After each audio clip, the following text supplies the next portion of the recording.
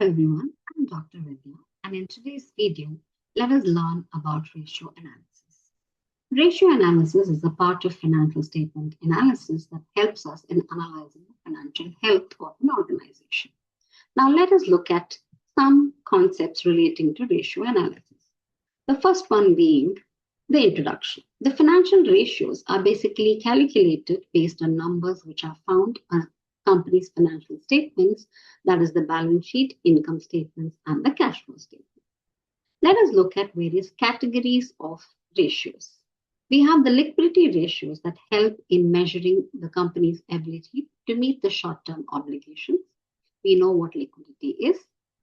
Then we talk about leverage ratios, which evaluate a company's capital structure by measuring how a firm is going to use debt and equity to finance its operations.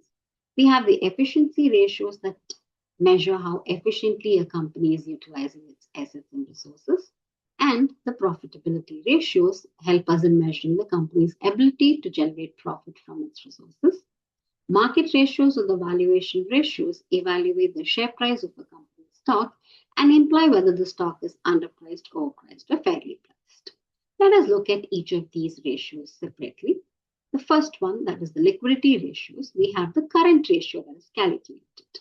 The formula is there for you to see. Now, what does it measure? A company's ability to cover the short-term debt with its current assets. Generally, this particular ratio has to be greater than 1 so that the current assets can fully cover the current liability. Then we have the asset test ratio.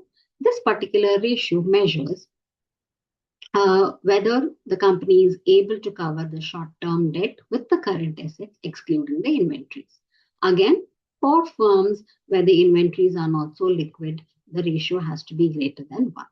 Cash ratio measures how well the company is able to cover its short-term debt with cash and marketable securities.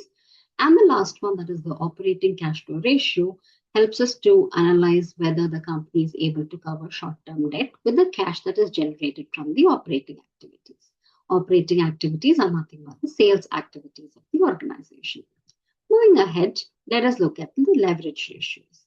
Now, the debt ratio tells us the proportion of a company's assets that are financed by debt.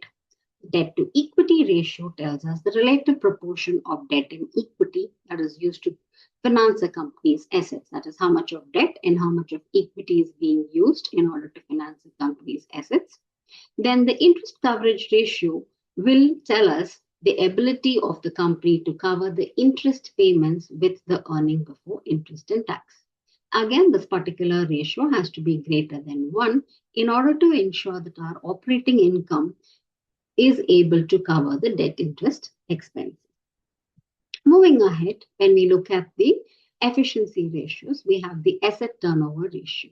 Now, this ratio tells us how efficiently the company is able to use its assets in order to generate the sales. Then we have the inventory turnover ratio that tells us how fast a company sells the inventories. Then we have the receivables turnover ratio. It tells us how fast a company collects the account receivables. And we also talk about day sales and inventory ratio. Now, this is the average number of days that a company holds its inventory before selling it.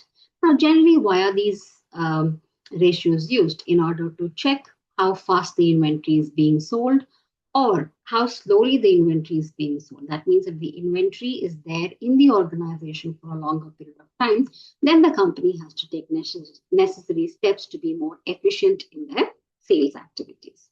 Moving ahead, we look at the profitability ratios, under which we talk about the gross margin ratio, which is the percentage of profit that a company generates from sales after paying the cost of goods sold. Then we have the net profit margin ratio, which is the percentage which shows the percentage of net income that a company generates from sales. Then we have the return on assets ratio, which shows the percentage of profit that a company generates from its asset, and return on equity ratio, that is percentage of profit that a company generates from its shareholders' equity. Now, all these ratios put together will help us in understanding the profitability of the organization. And in case the profitability of the organization is declining, then steps need to be taken in order to improve the profitability. Moving ahead, we talk about the market or the valuation ratios. under which we have earning per share. That is, this measures the net income a company makes for each share of its stock. Then we have the dividend payout ratio, that is percentage of net income that is paid out to shareholders in dividends. Then we talk about the dividend yield ratio, that is how much a company pays out in dividends relative to the share price, and the price to earning ratio, that is how much an investor is willing to pay for $1 of earnings. Now, all these valuation ratios help us in understanding how well our equity shares are working and what is their prices, right?